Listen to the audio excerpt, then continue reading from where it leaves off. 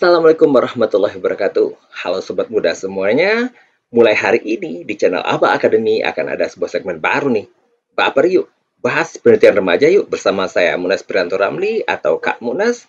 Kita akan membahas tentang berbagai macam kompetisi penelitian yang ada di Indonesia.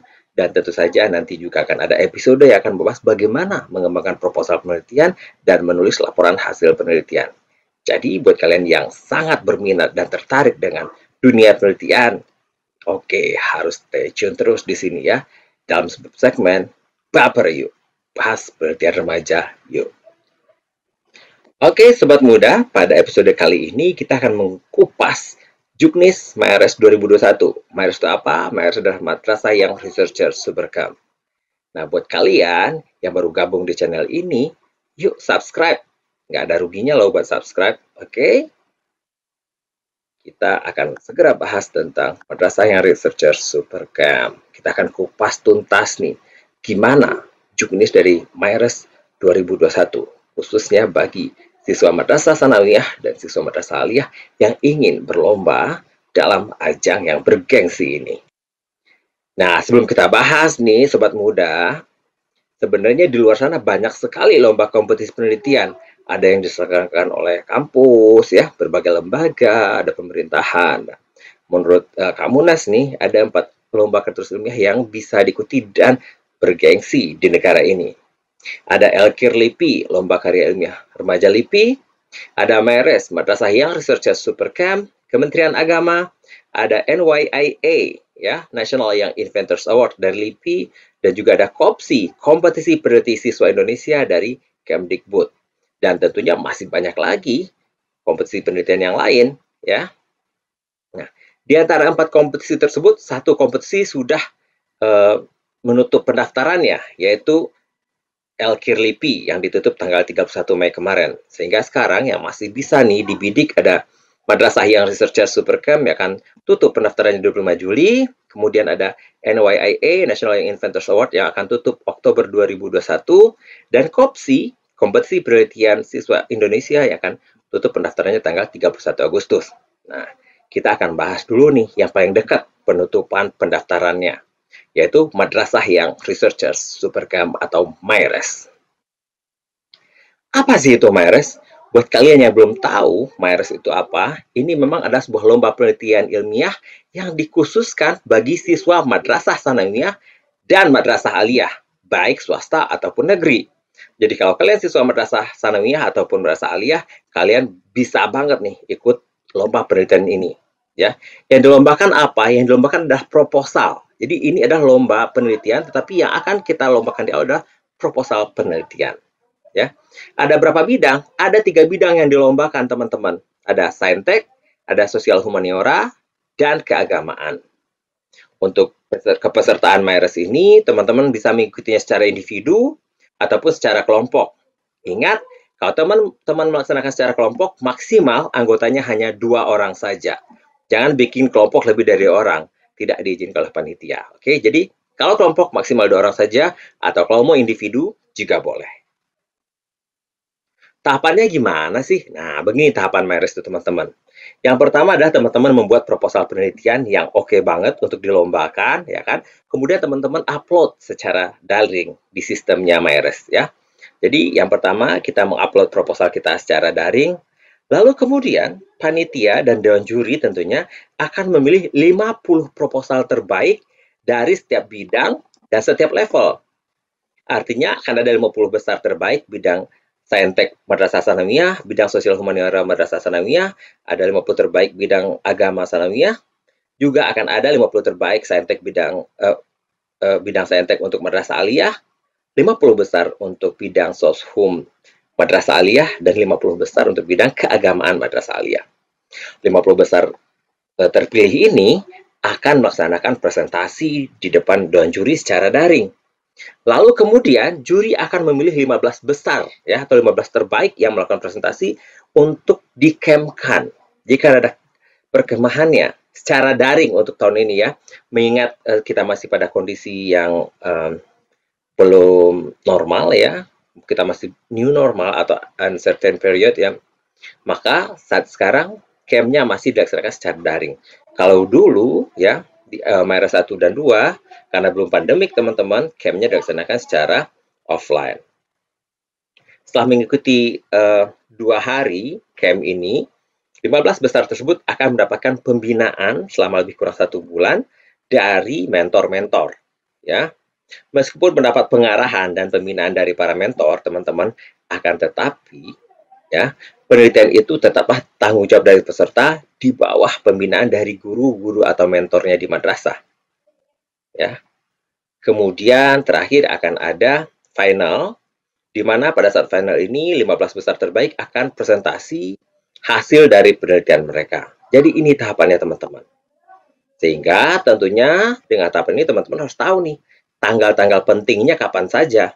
Nah, kalau kita lihat juknis teman-teman, tanggal penting pertama adalah batas pendaftaran 25 Juli sekaligus batas upload proposal 25 Juli. Jadi teman-teman nih masih punya waktu 1 bulan untuk menyiapkan proposalnya nih. Bisa banget teman-teman 1 bulan untuk menyiapkan proposal. Lalu kan ada pilihan proposal, lalu ingat pengumuman yang lolos proposal tanggal 10 Agustus. Jadi kalau teman-teman lulus proposalnya akan diumumkan tanggal 10 dan teman-teman terpilih untuk melaksanakan presentasi tentunya. Bagi yang lulus proposal akan mengikuti presentasi pada tanggal 15 sampai dengan 17 Agustus.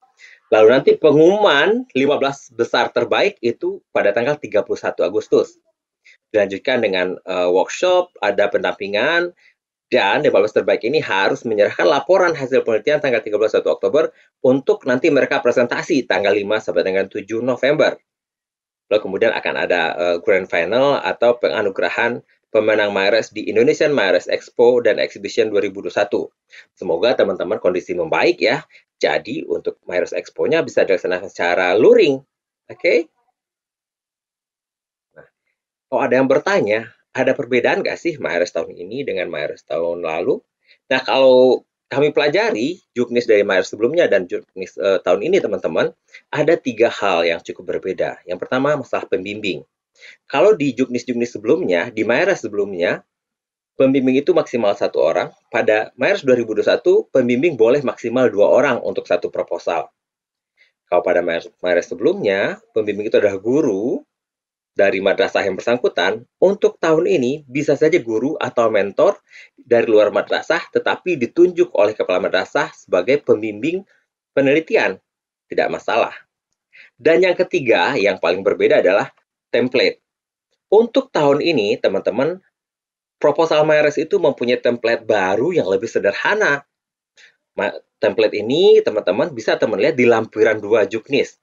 Jadi ini yang kami post di sini adalah template proposal penelitian berdasarkan lampiran 2 juknis penelitian.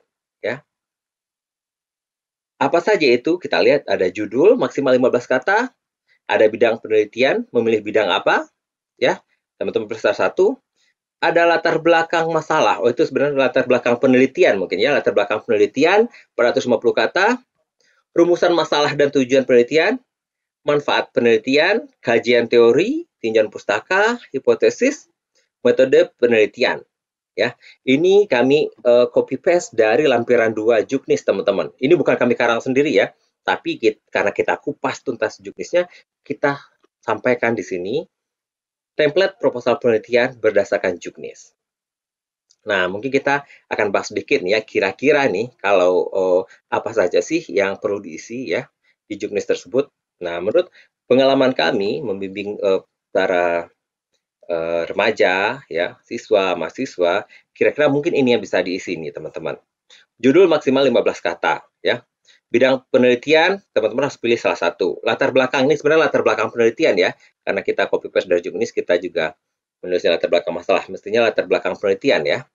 Latar belakang ini menjelaskan alasan pentingnya kenapa penelitian kita itu dilakukan ya.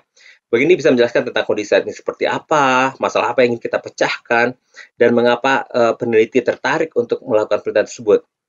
Bagian ini adalah menjelaskan bahwa penelitian ini dilakukan sangat kekinian, menarik, dan memang penting untuk dilakukan di latar belakang penelitian. 450 kata saja. Lalu kemudian teman-teman membuat rumusan masalah dan tujuan penelitian. Nah, rumusan masalah ini adalah pemandu kita dalam melaksanakan penelitian dan ditulis dalam bentuk kalimat, pernyataan, atau pertanyaan. Biasanya dalam konteks penelitian di Indonesia, rumusan masalah dinyatakan dalam bentuk pertanyaan ya, kebanyakan ya. Mungkin ini mengacu sebagai research question sebenarnya ya, pertanyaan penelitian. Lalu kan ada tujuan penelitian ya. Tujuan penelitian ini menunjukkan apa yang ingin kita capai dengan melakukan penelitian, tentunya dengan merujuk pada rumusan masalah kita ya. Lalu manfaat penelitiannya apa sih? Nah, manfaat penelitian ini yang perlu kita tulis adalah nilai tambah apa yang diperoleh. Nah, secara sederhana tentu ada dua manfaat. Manfaat teoritis, sumbangsih apa yang akan bisa diberikan oleh penelitian yang kita lakukan terhadap pengembangan ilmu pengetahuan.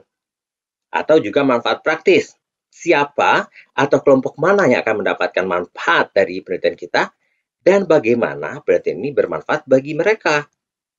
Nah, karena kita melaksanakan small scale research, teman-teman ya, penelitian dalam skop yang kecil, mungkin manfaatnya akan lebih banyak ke manfaat praktis ya.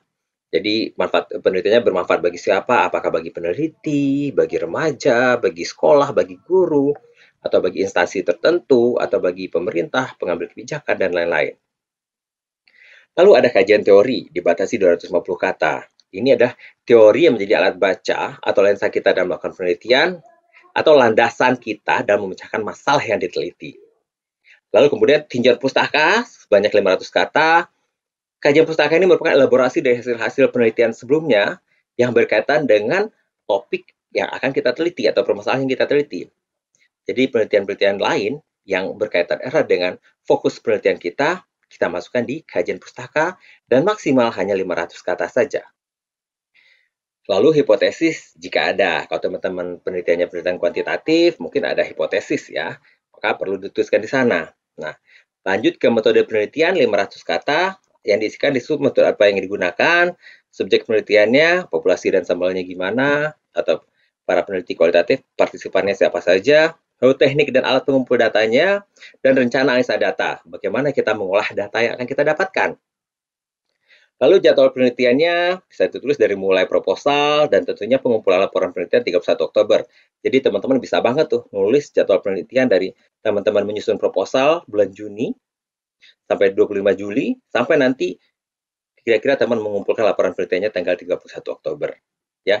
Dan terakhir adalah daftar pustaka.